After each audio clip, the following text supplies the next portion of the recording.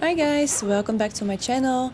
Today I'm gonna take you guys along with some groundwork and with some lunging. Today I'm training Ziva and we will start off with some groundwork, what I usually start with.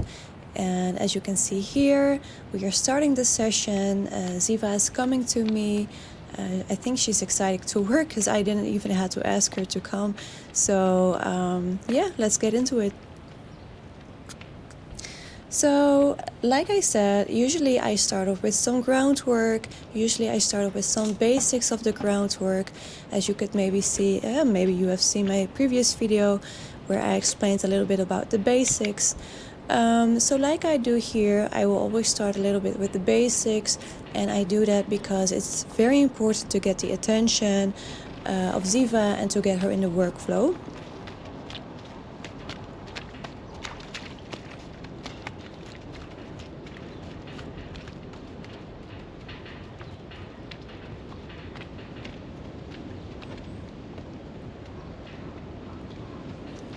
So as you can see here, Ziva is distracted. I asked her to come along with me, and instead of doing that, she's distracted by the poles, which is totally okay, but it's obviously not something that you want to happen. Anyways, sometimes these things just happen. And what I usually do when it happened, it often happened while I'm starting off with my training, is just let her figure things out. Usually, she's very curious. And in general, Ziva is a very curious horse. She wants to explore everything. And with that comes, just her getting distracted and sniffing about stuff, looking at about stuff. Sometimes she walks away from me while I'm training her. And usually this happens more often with the starting of the session, I would say. So what helps me and what helps Ziva to get in this workflow is often when that happens, either one, I give her some time. So, the time that she needs to think. Maybe it's just, I noticed that sometimes she just needs a little bit of time for herself, I guess. I don't know, maybe I'm totally wrong. I can't look into her mind what's going on, but I always know that she will come back to the game that I'm playing with her. So with the game, I mean the groundwork session. I'm very confident in that, so I have this peaceful feeling inside myself that I know that after she is distracted and she might walk away or sniff on some poles or anything, that's fine. I know that I can trust her. She likes the game and she will come back to me. So that's often what happens. If that doesn't happen, sometimes I will get to her. That's another option, but I prefer her to always come to me first. By the way, I'm not a native English speaker. I speak Dutch. Dutch is my mother tongue. So just for you to know that I might make some mistakes, some grammar mistakes. So what you can see here is I didn't even ask Ziva to walk over these poles, but she did it by herself. It was her own initiative, which is totally fine. So I give her a compliment. And I mean, it was kind of funny. I mean, I used to work with Ziva, I think like a half year ago, with the poles. So it was quite a long time ago. So it was kind of a reintroduction today. But I guess she liked the poles, so she went up herself. And yeah, that's fine too. I actually like to give them the compliments if they try to figure things out on themselves. I think that's I think that's the beneficial side of a horse that's very curious. You have your pros and your cons. Obviously, like sometimes it can be a little bit annoying if your horse is like super curious and is very easily distracted. But on the other side, look at the bright side. I always try to say like they take their own initiative, and sometimes they figure out things out on their own, and sometimes they're very quick at that, and I think that's great too. Also, by the way, this is the very first time that I'm gonna work today with the slaloming. That's not true though. I did it one time before, but I did it on hand. So with that, I mean, I used a rope, just I think one time, maybe 2 times. And right now, I am gonna introduce her by slaloming without the rope.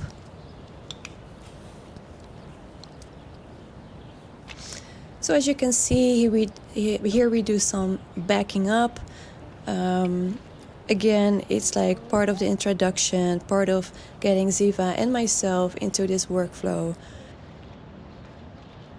You know, it's very important to get her in this workflow in order to make sure that she is actually focused on me. Because if she's not focused on me or barely focused on me, it can be, I noticed, pretty hard to learn her stuff. So I really do need her attention. And I feel like the groundwork that really helps to, get this, solid foundation where we can continuing building up on. So I notice sometimes if I want certain exercises to be done so well, I put a certain pressure on myself. Okay, this horse feels it, and the pressure of the horses also start to increase, and that's the opposite of what you want to how you say this in English? Well, let's put it out. It's the opposite of what you want. Okay, so what I try to do is really stay calm, focus on the horse, on the energy of what you feel together. And once you have this feeling, then you take the next step and you actually try to communicate with the horse what you actually want to communicate with them. So for example, like I said, sometimes Ziva has a difficulty with backing up. So what I do is, if she tends to go a little bit to the left side, often what I do is I touch her halter, like I explained in my previous video. And what I also do is sometimes I point with the other hand to the hindquarters. And sometimes I touch it lightly, the hindquarters, sometimes I don't. Because it doesn't really matter. Most of the time I don't even need to touch her, because I feel like the energy and the way I move my own body is way more important than the physical touch. And you will actually see that she will back up much straighter if I do this. But again, if you're gonna practice this at home, or your horse is totally different, or different things work for you, that's fine. And that only makes sense because every human is different, every horse is different, every connection is different. Okay, every bond is different. So what works for me might not work for you, and what works for somebody else might not always work for me. So, and that's why I always say, like, connection first, feel first, be grounded first. And then after that, just start practicing the actual thing you want to practice with your horse. So here I'm asking Ziva to walk with me over these poles. The first time doing this, I discovered that the distance between each pole was a little bit too far, what made it a little bit hard for her to step in the correct way over these poles. So what I did is I readjusted the distance between each pole that suited her a little bit better. And after that I tried it another time, actually a couple of times, and I noticed that the distance was way better. I also want to add, the distance doesn't have to be perfect, and the reason I'm saying this is that if the horses actually need to think where they will put their feet between each pole, that makes them also active, and that activates their brain, but it also activates the whole motion between the legs and the brain itself. So I think it's a very good exercise for multiple reasons. Okay, and here we're going to start off with the slaloming, our very first time without a rope. And she's skipping the first one. Okay, the rest is going very well. Okay, not bad for the first time. And I used the clicker like I explained in my first video to give her a compliment. Well, I think she did a pretty good job. And I think, it was partly also my own fault.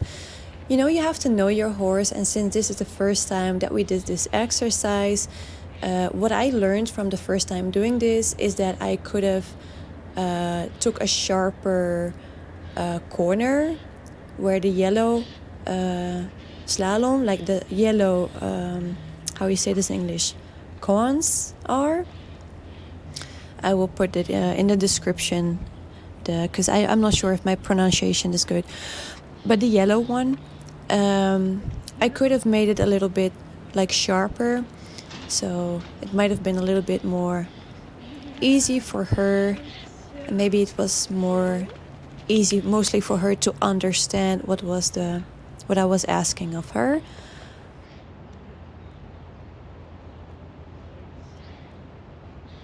So I have to say, Ziva is a pretty smart horse.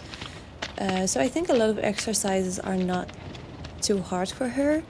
The main thing what I sometimes have difficulties with, like I just explained, or maybe difficulties is not even the right word, maybe it's more like the challenges that we face, is that she is such a not only smart, but like I said, she's distracted so easily. I think that's the challenge that I have sometimes here.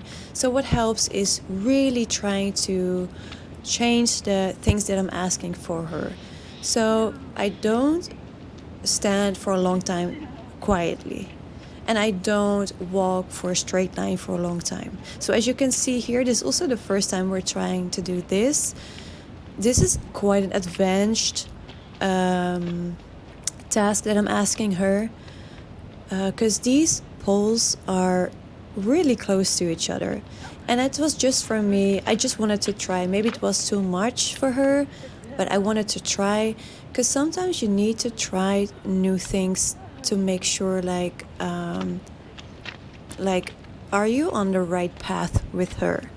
And that's just a matter of feeling all the time.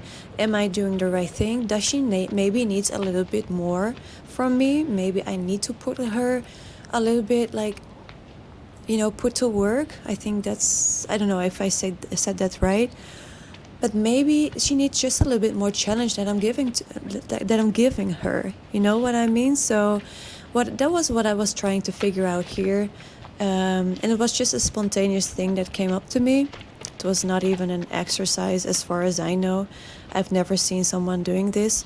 But I think it worked, because even though it was quite a challenge to go through all these poles, and maybe she has missed somewhere, one or two, but I think she did a really, really extremely good job. I was so impressed by the way she handled this task, because you can't really see it well from here, from the this point where I put the camera.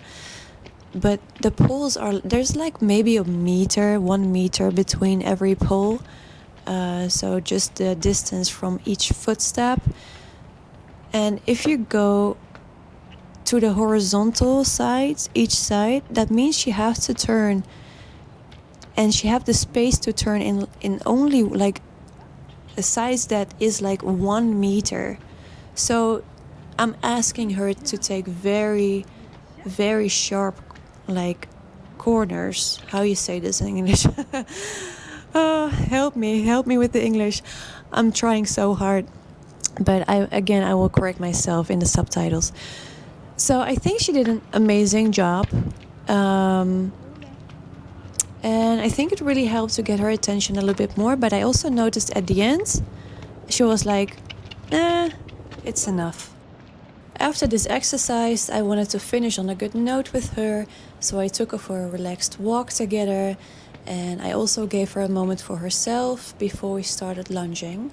The lunging video I hope to release next week, so you can watch it next week back as a continuation of today's video.